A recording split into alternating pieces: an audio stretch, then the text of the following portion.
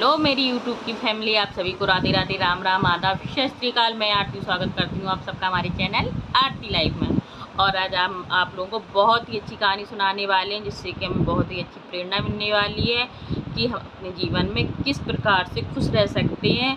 लड़ने झगड़ने से कुछ नहीं होता है। यदि हम अपनी बुद्धि का प्रयोग करेंगे तो हमारी सारी बातें हल हो जाती हैं और हम अपने जीवन में खुश भी रह सकते हैं। तो हमें हमेशा अपनी बुद्धि का प्रयोग करना चाहिए। बुद्धि से ही हमें पैसे भी मिलते हैं और हमेशा बुद्धि से ही हमारे सारी कार्य भी बन जाते हैं। तो इस प्रकार से हम एक अच्छी सी कहानी सुनाएंगे, आप लोगों को ज़रूर पसंद आएगी। और कहानी पसंद आए तो प्लीज़ हमारे चैनल को सब्सक्राइब ज़रूर करें जो न्यू आए हैं, और एक लाइक करें और कमेंट में ज़रूर बताएं कि आज की हमारी प्रेरणादायक कहानी कैसी लगी।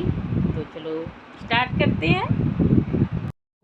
एक बार एक कौवा का जोड़ा रहता था पीपल के पेड़ के ऊपर। तो वे दोनों पीपल के पेड़ के ऊपर उन दोनों ने घोंसला बना लिया था और वे दोनों दिन भर अपना खाना पीना इकट्ठा करते थे और रात में अपने घोंसले में आ जाते थे। उन्होंने अपना उसी पीपल के पेड़ के ऊपर घोंसला बना लिया था और वो लोग दिन भर खाना पीना इकट्ठा करके रात में वहाँ पर आ जाते थे। और उसी पेड़ के नीचे एक बार एक सर्प आया, तो वो भी पीपल के पेड़ के जड़ में रहने लगा। लेकिन कौवा को पता नहीं था कि सर्प यहाँ पर रहता था, तो वो भी पेड़ की जड़ में रहने लगा।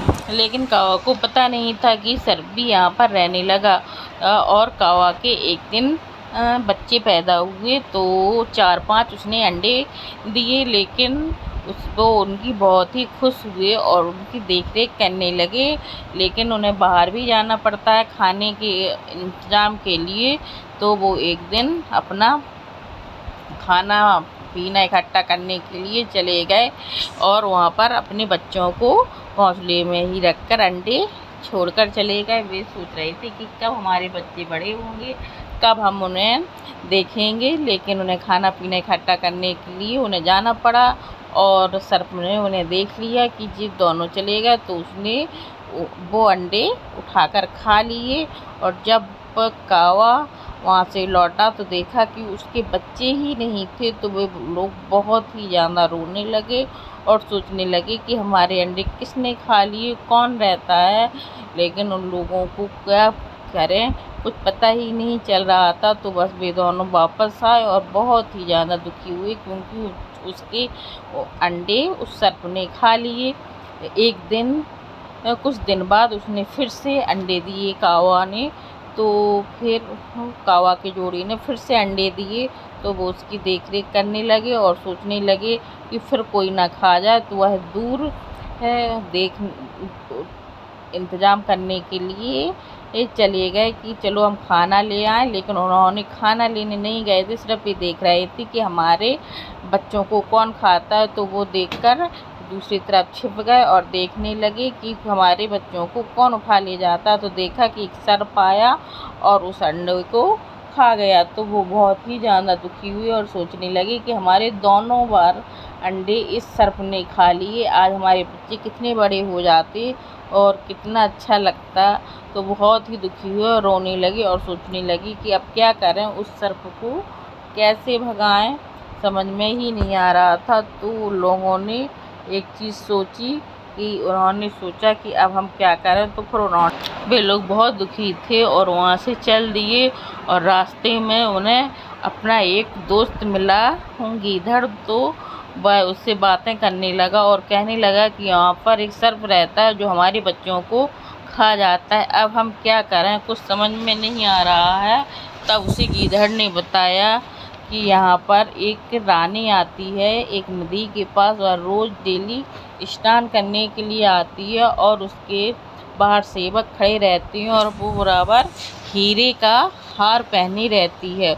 और उस हीरे के हार के देखरेख के लिए 2-4 सैनिक खड़े रहते हैं। और रानी नदी में स्नान करने के लिए जाती है तब तक और अपना हीरे का हार बाहर रख देती है। तुम उस हीरे के हार को उठा लाना और उसको देख कर लाना कि सैनिक तुम्हें देख ले उस हीरे के हार को उठाते हुए, तभी तुम उसे लाना और उस हार को तुम सर्प के बिल में डाल देना, फिर देखना है तुम्हारी सारी मुश्किलें दूर हो जाएंगी। और उसने ऐसा ही किया। रानी स्नान कर रही थी और उसने अपने हीरे का हार बाहर रख दिया और सैनिक उसकी रक्षा करने लगे हीरे की हार की। और रानी अपनी स्नान कर रही थी, तभी कौवा आया और उसने हीरे का हार उठा लिया।